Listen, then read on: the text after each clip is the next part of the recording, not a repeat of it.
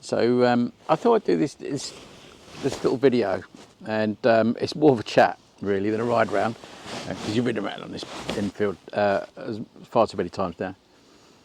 But it was I wanted to do this because this came about around something that happened today really. So I went off to my, well, I say my local Enfield dealer, which is not very local because it's quite a way away, to pick up a Vosges 525 DSX, which I was going to take out for a ride. And they'd just become a dealer for Vosges, and that bike was sold when I got there. They told me the day before, but I thought I'd still go around, and I went to take out a Himalayan, and it's Himalayan already taken out, and because it's quite good to try the same bike you've ridden before, but after it had been well running. So that had about 3,000 miles on it, and you can see that video,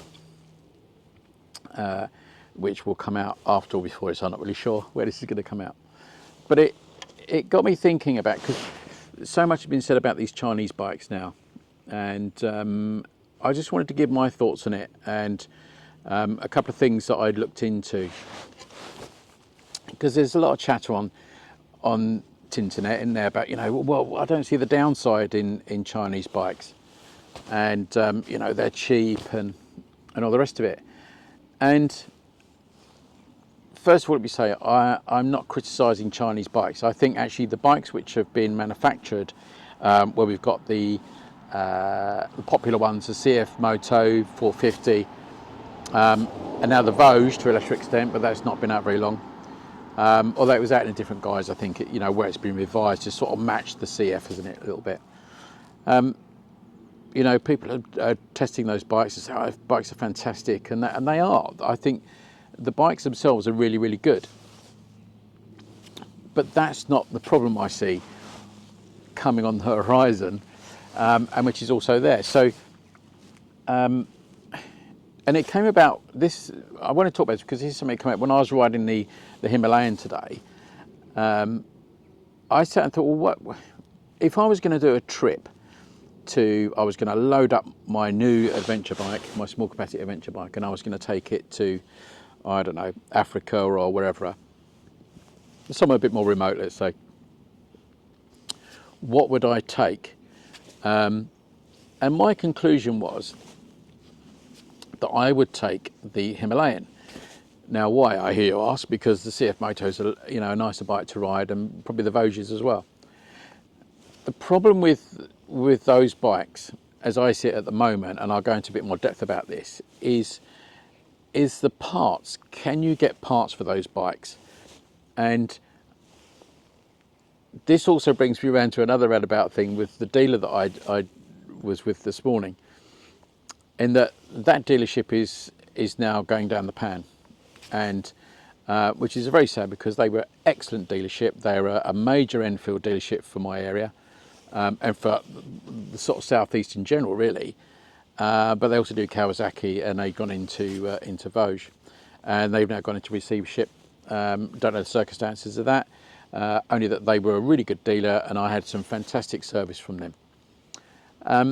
But I did ask them originally, I said about their Vosges, I said, what spares backup have you got for the Vosges?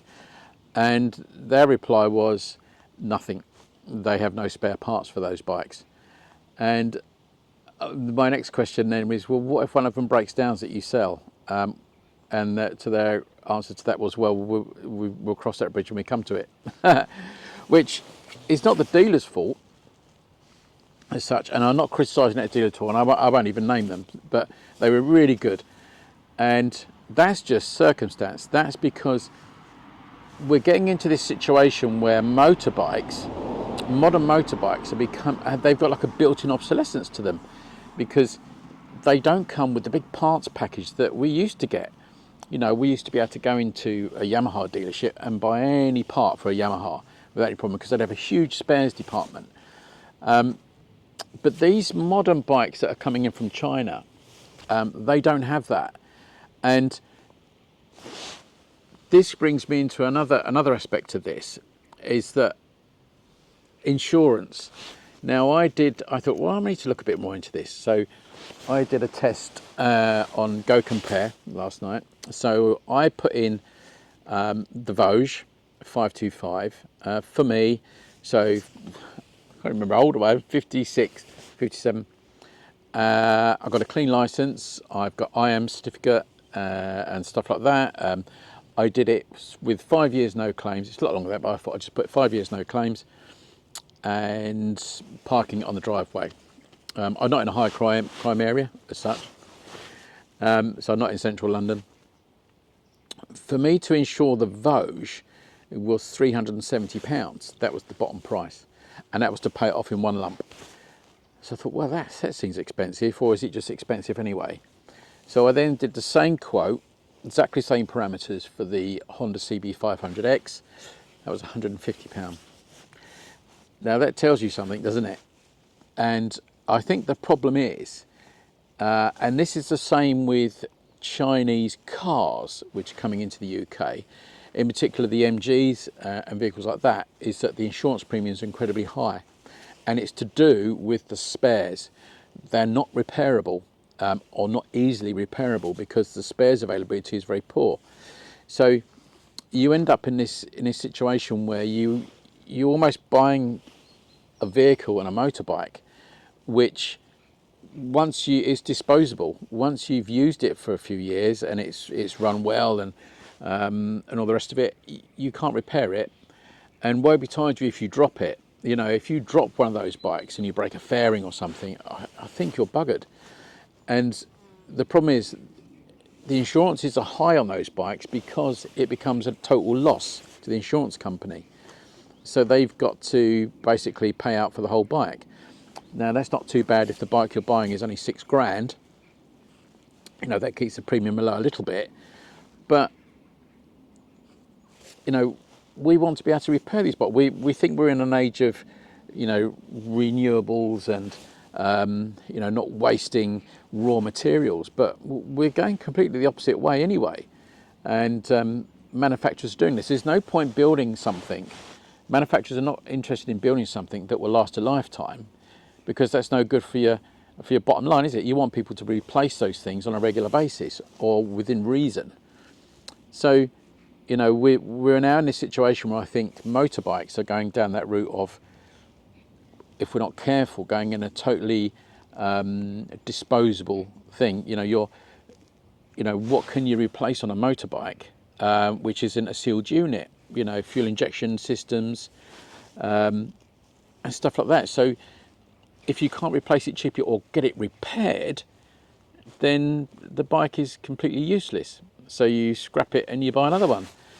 And that brings me to that point, you know, is Enfield the last great real motorbike manufacturer?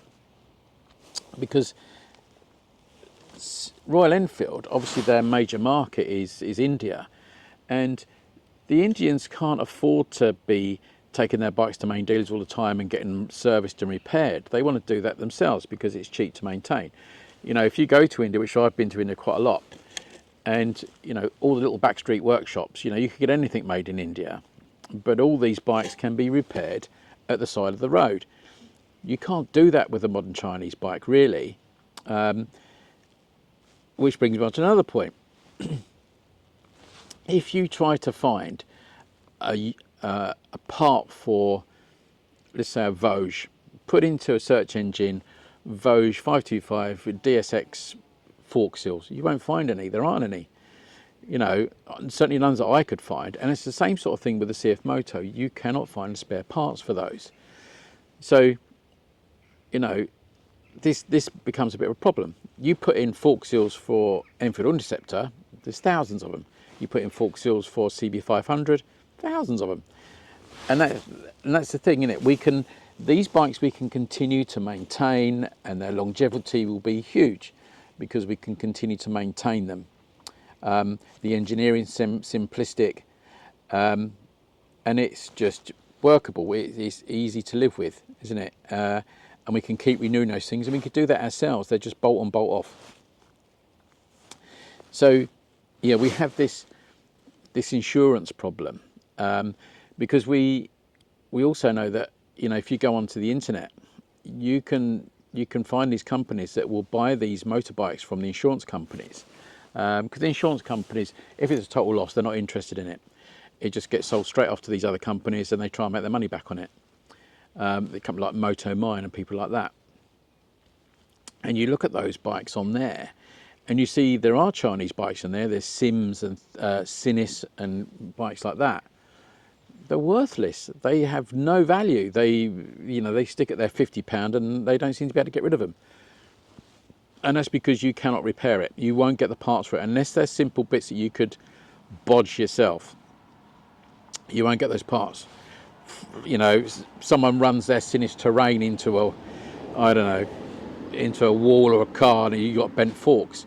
You won't get those forks. So, but a Honda or an Enfield, yeah, you'll get that. So those bikes have much better value on the second-hand scrap market, if you like. The Chinese bikes don't. So what I'm trying to say is you just need to be careful if we're going to go down this route of patronising the Chinese motorbike market. Just be aware that's probably what will happen. These bikes will become obsolete and they will be disposable, and that's a real fear I have. We started with the kettle and the toaster, then we went to washing machines, dishwashers, tumble dryers. They all became disposable because they were so cheap. You could repair them. Someone was prepared to repair them, but we don't, do we? We throw it away and we buy another one.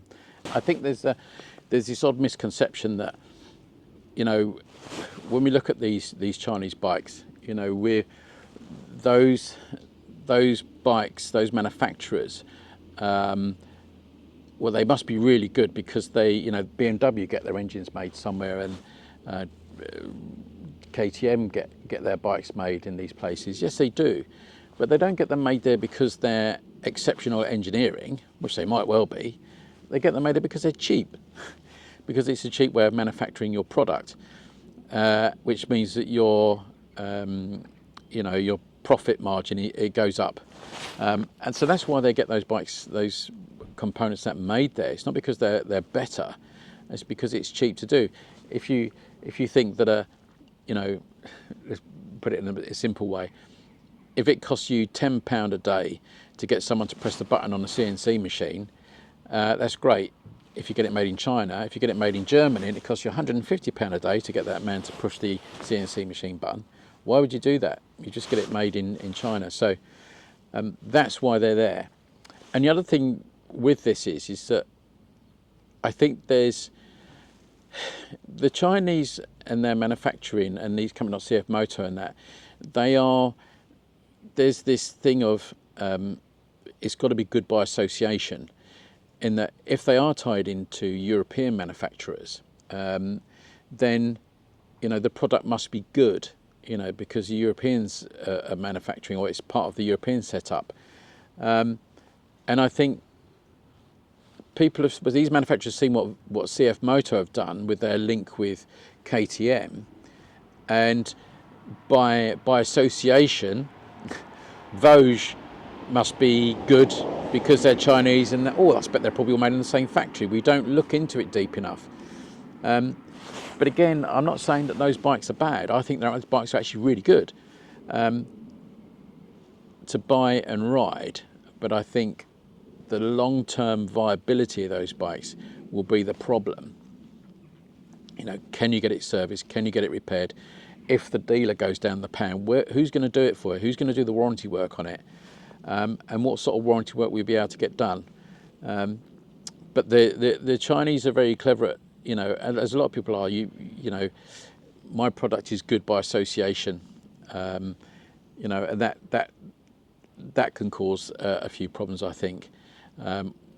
It's not quite right at Chinese whispers.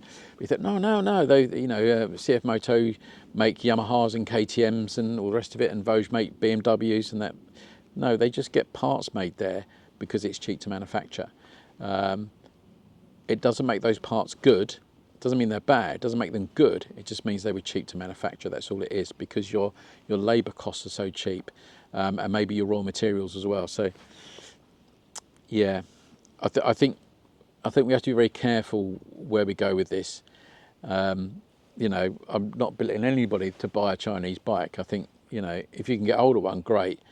But just be ask that dealer, say, what spares backup have you got for this bike? Have you got any spares for this bike? And if they say, well, we haven't got any spares for this bike, I'd think twice about buying that, however cheap it was.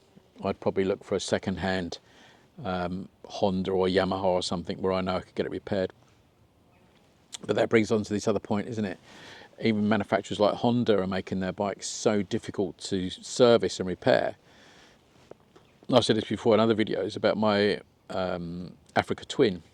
You know, there was no way I was going to do any work on that. I had to dismantle the whole bike, and that was one of the reasons I got rid of it in the end. I thought, I'm not playing this game, that I have to go to a dealer and pay £850 to get the valve check done.